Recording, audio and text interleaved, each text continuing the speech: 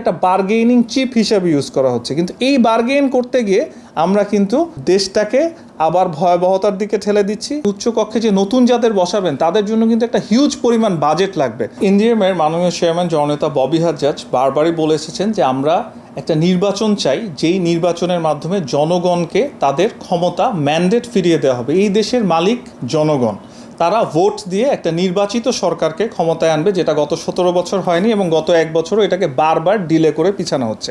এখন এই মুহূর্তে এই যে উচ্চকক্ষ, নিম্নকক্ষ, পিআর প্রত্যেকটা জিনিস আসছে, এগুলো বাংলাদেশি মানুষের জন্য নতুন কনসেপ্ট। এখন বর্তমানে যে প্রথম কথা হচ্ছে যে নিম্নকক্ষ উচ্চকক্ষ বলছেন, এটা কিন্তু একটা ফ্যাসিলিটিরও ব্যাপার আছে। আমি যদি একটু দেখি, ইংল্যান্ডে হাউস অফ লর্ডস আছে এবং হাউস অফ কমন্স আছে। হাউস অফ লর্ডসের জন্য একটা আলাদা জায়গা আছে এবং ওটা আসে কোথা থেকে? মনার্কি থেকে। ওনাদের যে রাজা বা রানী থাকেন তারা এই ইয়েটাকে, হাউস অফ লর্ডসটাকে মনোনয়ন দেন। এখন আমাদের এখানে পুরো সিস্টেমটাকে নতুন করে সাজাতে হবে এবং রাজা ও রানীকে কিন্তু আপনি নিরপেক্ষ ধরতে পারেন। এই বাংলাদেশে কেউ, আমরা যেটা বলি যে বাংলাদেশে আসলে নিরপেক্ষ মানুষ খুঁজে বের করা খুব ডিফিকাল্ট। সো এখন আমাদের যে এই উচ্চকক্ষের এই যে কনসেপ্টটা, এটাকেই কিন্তু আমাদের অনেক সুন্দর করে রিফাইন করতে হবে, তাদের জন্য একটা পজিশন ক্রিয়েট করতে হবে। আবার একটা জিনিস চিন্তা করেন যে আপনি উচ্চকক্ষে যে নতুন যাদের বসাবেন তাদের জন্য কিন্তু একটা হিউজ পরিমাণ বাজেট লাগবে। বাংলাদেশের অর্থনীতির কি এখন সেই পর্যায়ে আছি আমরা?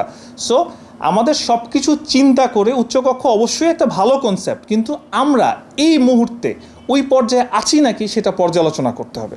সো উচ্চকক্ষে আসলাম, তারপরে আমার কিন্তু এখন উচ্চকক্ষ নাই, সেখানে আমি উচ্চকক্ষে পিআর চাই, নিম্নকক্ষে পিআর চাই।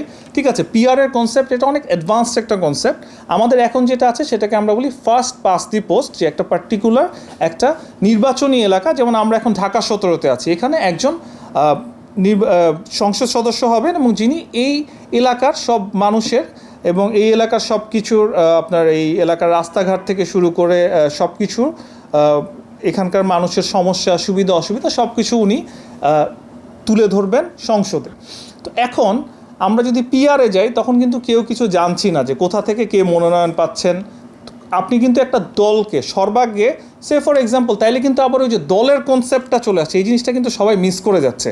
যে আমি কিন্তু তখন একটা মার্কায় ভোট দিচ্ছি। ফর এক্সাম্পল, আমার দল এনডিএম।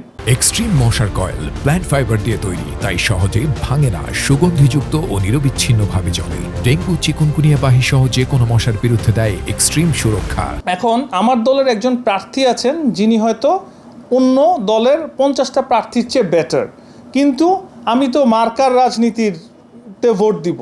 তা আমি, কেউ যদি মার্কার রাজনীতিতে ভোট দেয় তখন কিন্তু দেখা যাবে যে সে এনডিএমের প্রার্থী হোক অথবা এবিসি যে কোনো পার্টির হোক, সেটা চিন্তা করার তার কোনো সুযোগ থাকবে না।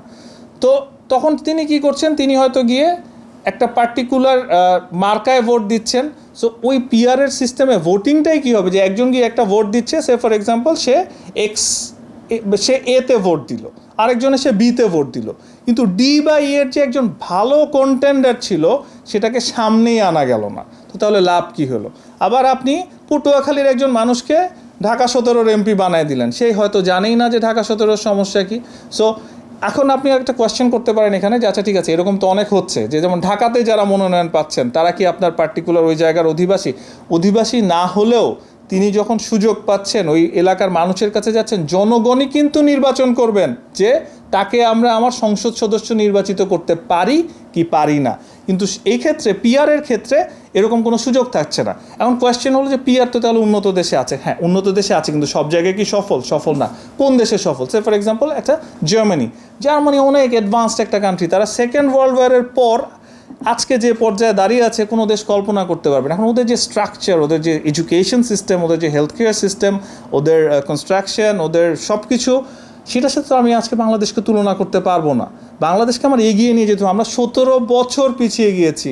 এখন এখান থেকে আমি যখন সামনের দিকে আগাবো, আমার আস্তে আস্তে স্টেপ বাই স্টেপ করতে হবে এবং স্টেপ বাই স্টেপের প্রথম জায়গা কোনটা? নির্বাচন দেন, একটা জনগণকে তাদের ক্ষমতা ফিরিয়ে দেন।